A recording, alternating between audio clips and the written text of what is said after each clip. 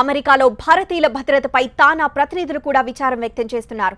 వంశీ, శ్రీనివాస్ ఘటనలతో మనం జాగ్రత్తగా ఉండాలంటున్న తానా ప్రతినిధులు అమెరికాలో ఉన్న భారతీయులు, తెలుగువారంతా ఆందోళన చెందాల్సిన అవసరం లేదన్నారు. అమెరికాలో ప్రస్తుతం ఉన్న పరిస్థితులు కొంతకాలమే అంటున్న మోహన్ నన్నపనేనితో మా ప్రతినిధి Chaitanya face to face. Trump America అధ్యక్షుడు అయిన తర్వాత ఇండియన్స్కి రక్షణ లేకుండా పోయింది. ప్రతిరోజు కూడా అతను జాతీయ అహంకారం అలాగే విద్వేషాలను రెచ్చగొట్టే విధంగా మాట్లాడుతూనే ఉన్నాడు. కేవలం ఒక వారం గడువులోనే 2 సంఘటనలు జరిగాయి. వరంగల్కి చెందిన ఒక విద్యార్థి అక్కడ కాల్పుల ఘటనలో మృతి చెందాడు. అలాగే ఇప్పుడు శ్రీనివాస్ అక్కడ చనిపోయాడు. ప్రస్తుతం మోహన్ నన్నపనేని మనతో ఉన్నారు. అక్కడ ఎటువంటి పరిస్థితులు ఉన్నాయనేది ఆయన అడిగి తెలుసుకుందాం. అంటే సార్, తెలుగు వాళ్ళందరూ కూడా ఒక ప్యానిక్ సిచ్యువేషన్లో ఉన్నారు. ఇక్కడ తల్లిదండ్రులు కూడా నిజంగా భయాందోళనకు గురవుతూ ఉన్నారు.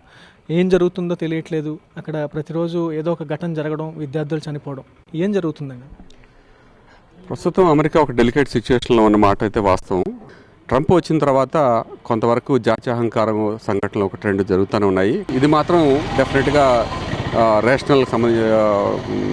రేషియల్కి సంబంధించినటువంటి ఇష్యూనే. అన్ఫార్చునేట్లీ ఏంటంటే మనం ఒక ప్రశాంతమైనటువంటి క్యాన్సాస్ ఏరియాలో కూడా ఎవడో ఒక పర్వర్టెడ్, అందులోనూ బాగా తాగి ఉన్న అతనికి వేపన అందుబాటులో ఉండటం అనేది మన దురదృష్టం. మధుసూదనరావు గారి కుటుంబానికి ఈరోజు అత్యంత విషాదాన్ని మిగిల్చి శ్రీనివాస్ చనిపోవడం కూడా చాలా దారుణం. అలాగే మేము తానా నుంచి కానీ అక్కడ లోకల్ ఉన్నటువంటి సంఘాలు కూడా మేమంతా గవర్నమెంట్తో మాట్లాడి దాన్ని మనకి తెలుగు వాళ్ళకి ఎటువంటి రక్షణ చర్యలు తీసుకోవాలనే దాన్ని మేము ప్రభుత్వంతో సంప్రదిస్తాము. అట్లానే ఈ రేషియల్ సంఘటనలు అనేవి చెదురుముదురుగా అక్కడక్కడ జరుగుతూనే ఉంటాయి. మనం పూర్తిగా భయాందోళనలు చెందాల్సిన అవసరం లేదు. ఎందుకంటే ఒబామా గారు నల్ల మనిషి అయినప్పటికీ కూడా నల్లవాళ్ళని చంపేసిన సంఘటనలు ఉన్నాయి. అట్లాగే నల్లవాళ్ళని చంపిన సంఘటనలు ఉన్నాయి. కేవలం మన తెలుగు వాళ్ళను లేకపోతే భారతీయులను టార్గెట్ చేసేటువంటి పరిస్థితే లేదు. కాకపోతే అంటే నెక్స్ట్ ఈ ట్రంప్ గవర్నమెంట్ వచ్చిన తర్వాత కొద్దిగా విద్వేషాలు రెచ్చగొట్టడం అనేది కొద్దిగా అక్కడక్కడ ఉన్న తెల్లవాళ్ళకి ఎక్కడైనా విద్వేషం ఉన్న వాళ్ళకి కూడా ఒకటువంటి భరోసాని ఇచ్చినట్లయింది. ముఖ్యంగా వాళ్ళు తాగి కానీ డ్రగ్స్ కానీ తీసుకున్నప్పుడు ఇట్లాంటి సంఘటనలు జరగడం అనేది జరుగుతూ ఉంటాయి. కాబట్టి మన వాళ్ళు కూడా కొద్దిగా జాగ్రత్తగా ఉండాల్సిన పరిస్థితి ఉంది. ఏదైనప్పటికీ కూడా ఈరోజు ఒక ప్రపంచం మొత్తం, ముఖ్యంగా అమెరికా ఒక డెలికేట్ సిచ్యువేషన్లో ఉంది. ఈ డెలికేట్ సిచ్యువేషన్ త్వరలోనే మారుతుందని చెప్పి ఆశిద్దాం. ఇక్కడ ఇండియాలో చాలా అమెరికన్ కంపెనీస్ ఆపరేట్ చేస్తున్నాయి. అక్కడ ట్రంప్ని అడ్డుకట్ట వేయాలంటే గవర్నమెంట్ ఏమైనా ఇనిషియేషన్ తీసుకుని కొంత డైలాగ్ చేయాల్సిన అవసరం ఏమైనా ఉందంట? తప్పనిసరిగా అండి. ఇప్పుడు భారతదేశం కూడా ఒకప్పుడు మన పెద్ద దేశం, కానీ ఈరోజు మనం one of the strongest growing nations. మనం ఈరోజు నిన్నగాక మొన్న దాదాపు 4 శాటిలైట్లను భారతదేశం మనం అంతరిక్షంలో పంపించినటువంటి బలమైన దేశం.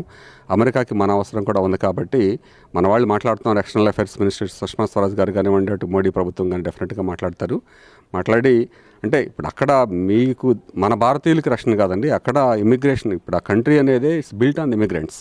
కాబట్టి నేను ఈరోజు అమెరికన్ సిటిజన్షిప్ తీసుకున్నా కానీ నేను ఇమిగ్రెంట్గానే ఫీల్ అవుతాను. రక్షణ అనేది మాకు అవసరం. కాబట్టి అక్కడ సిస్టమ్స్ అట్లా ఉన్నాయి, రాజ్యాంగం అలా ఉంది, పోలీస్ కూడా అట్లానే ఉంటారు. కాబట్టి గవర్నమెంట్ చేసే పనులు వాళ్ళు చేసినప్పటికీ కూడా మన జాగ్రత్తలో ఉంటే అంతా సర్దుకుంటాయి. Thank you so much. Trump అధ్యక్షుడు అయిన తర్వాత ఇలాంటి ఘటనలు పెరిగిపోతూనే ఉన్నాయి. అతను ప్రతిరోజు కూడా జాతీయ అహంకారాన్ని రెచ్చగొట్టే విధంగా మాట్లాడుతూనే ఉన్నాడు.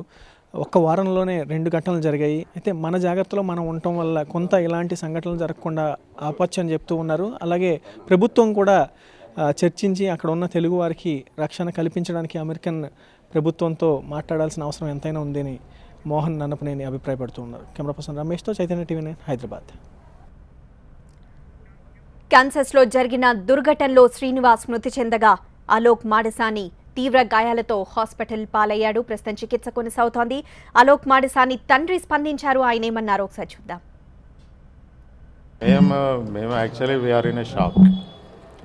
పొద్దున 6 o'clock మా పెద్ద బాబు కూడా యూఎస్లో ఉంటాడు, ఆయన ఫోన్ చేసిండు, ఇట్లా షూట్అవుట్ ఇన్సిడెంట్ అయింది, వాళ్ళ తమ్మునికి అంటే మా చిన్న బాబుకు ఇంజరీస్ అయినాయని ఒక ఇన్ఫర్మేషన్ ఇచ్చిండు.